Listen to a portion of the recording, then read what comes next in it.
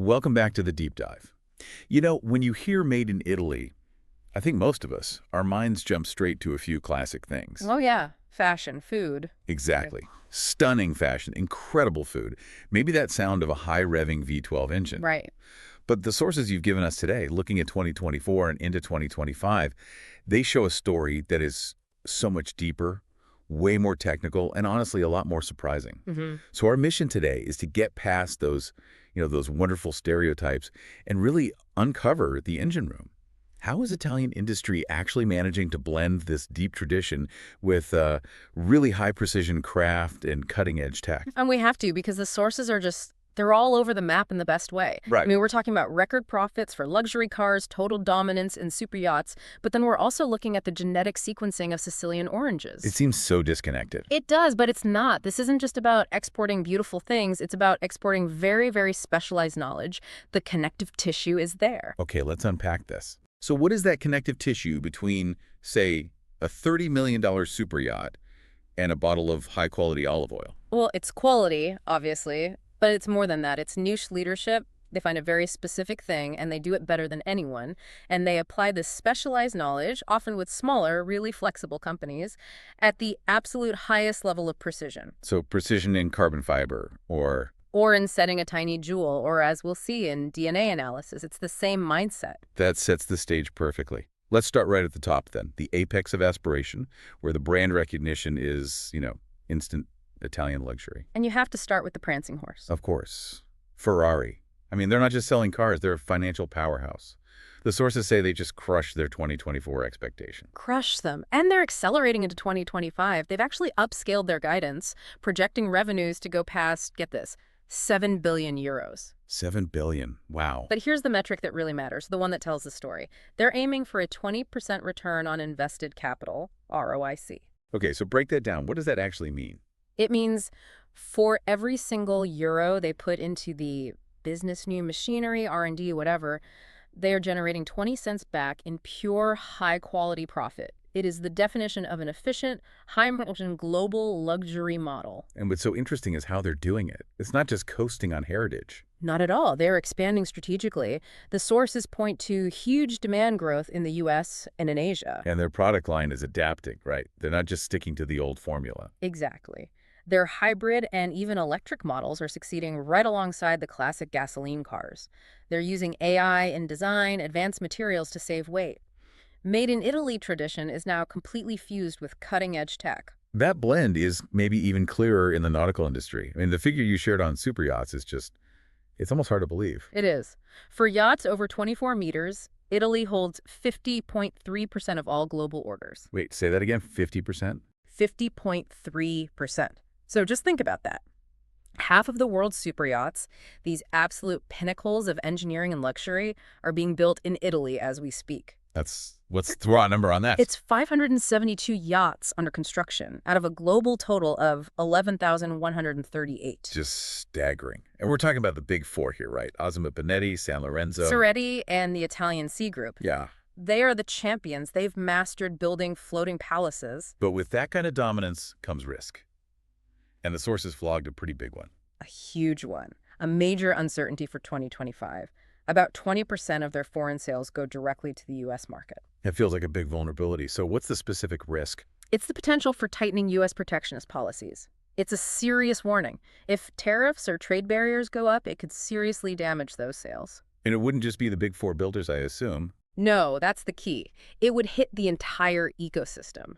The hundreds of smaller, specialized Italian companies that make everything from the custom interiors to the hydraulic systems, the whole supply chain is at stake. Which makes that idea of resilience even more critical. Let's shift to another high-end sector, one that requires just incredible precision on a tiny scale: jewelry. Right. And again, they're leading. Italy is the EU's largest producer, accounting for 36% of the entire EU total. We're talking a production value over 1.5 billion euros last year. And you have the huge names like Bulgari, which is still producing and training artisans there. Absolutely. They have a whole academy to make sure those skills get passed down. But the interesting thing in the source material was about where the growth is. It's Yeah. not just in the seven-figure necklaces. Correct. The fastest growth is actually in the more accessible, lower-priced, but still high-quality segment. They are successfully taking that top-tier craftsmanship and moving it downstream into higher volumes. And that's showing up in their profits. It is. Their operating profitability, the EBIT margin, rose from 6.3% in 2021 to 8.5% in 2023. They're getting more efficient at scaling that precision, which is really hard to do. Taking specialized precision and scaling it for a global market is actually the perfect segue. We're moving from traditional luxury to something different, innovative consumer solutions. Here's where it gets really interesting. Let's talk about EssilorLuxottica, the eyewear giant. They just got FDA authorization in the US for their Nuance audio glasses. This is a textbook case of design meeting medical tech, a perfect convergence. Because these aren't just glasses. No, they look like highly fashionable frames, they correct your vision, but they also have a nearly invisible hearing solution built in for people with mild to moderate hearing loss. I mean, that's a game changer. Think about the stigma that can come with a traditional hearing aid. Exactly. This completely removes it. You're not buying a medical device anymore. You're buying a desirable piece of Italian design that also helps you hear better. The market for that must be enormous. Potentially 1.25 billion people. That's the estimate. And the price point is projected around $1,000, which makes it far more accessible than some of the older high-end solutions. It's that same philosophy again, isn't it? Right. Taking a cultural asset and updating it with modern tech. We're seeing that with their classic vehicles, too. Absolutely. The Vespa and the Ciao, I mean, these are icons. They are deep in the Italian soul. The Piaggio Ciao sold 3.5 million units in Italy alone. But the problem is, those old two-stroke engines just don't fly with today's environmental rules. Right, but instead of letting them become museum pieces, they're electrifying them. Through conversion kits. Yeah, approved conversion kits. So owners can turn these classics into zero-emission e-bikes or electric scooters. And the key is it preserves the original design. The identity of the vehicle is kept intact. For the Vespa, it's a pretty sophisticated system. Very. It's got a lithium battery, about an 80-kilometer range, regenerative braking, even different driving modes. It's practical, it's sustainable, and it's totally respectful of the original icon. So innovation isn't just about creating something new from scratch. It's about adapting what you already have. Elegantly adapting, yes. It's a masterclass in product longevity. Okay, let's move on. We need to talk about some of the unsung heroes of the Italian economy. The industrial pillars. This is where the real volume happens. This is the engine room, Yep. specifically chemistry and cosmetics. And the numbers are huge. The Italian chemical industry has a turnover of 77 billion euros. Which is 4.4% of the global total. And their export performance is what's truly phenomenal. Exports grew 85% between 2010 and 2023. And they outpaced Germany and France in that period. They did. And it's all driven by what they call fine and specialty chemicals. So not bulk stuff, but highly specific additives, pharmaceutical components, that kind of thing. And here's a detail I found fascinating. Most of these companies are small. Yes. 68% of the Italian chemical companies operating abroad are SMEs, small and medium-sized enterprises. So why is that an advantage? Being small in such a high-tech field? Because specialty chemicals demand flexibility. You have to adapt fast. An SME can spot a very specific high-margin niche for, say, a custom coating and pivot its production much faster than a giant multinational. And they're built for export. Completely. Almost 60% of the entire industry's revenue comes from foreign sales. They're born global. And we see that same DNA in cosmetics, a 15% surge in beauty exports in 2024. It's built right on top of that chemical base. Their success comes from that quality and innovation, especially the big global push for clean and sustainable ingredients. Italian suppliers are leading that charge. Now let's pivot pretty sharply to the ultimate cultural staple, which the sources frame in a really interesting way. Extra virgin olive oil. They call it a social good. And that phrasing is so important. It tells you it's not just food. It's tied to health, to well-being, to tradition. The numbers back that up. 96% of Italian consumers buy it. Which means they are very, very discerning buyers. They prioritize authenticity, and they're willing to pay more for real quality. Buying good olive oil is seen as, supporting the entire local ecosystem. So that demand for authenticity protects its value. But now that protection is moving beyond just tradition, it's moving into hard science. And this brings us to Sicily's red gold. The blood oranges.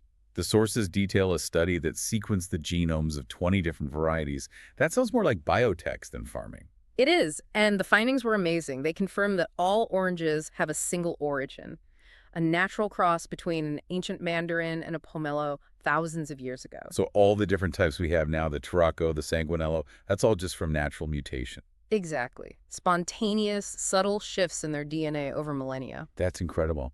But why does knowing that matter today? What's the practical application? Genetic traceability. It's about creating a verifiable DNA barcode for the orange. Once you map the specific mutations that define a true Turocco orange, you have an unforgeable fingerprint for it. So if someone tries to pass off a cheap orange as the real protected Sicilian variety, Science can instantly detect the fraud. You're using cutting-edge genomics to protect authenticity, maintain economic value, and safeguard trust. It's the ultimate quality control. if we connect this to the bigger picture, Hmm.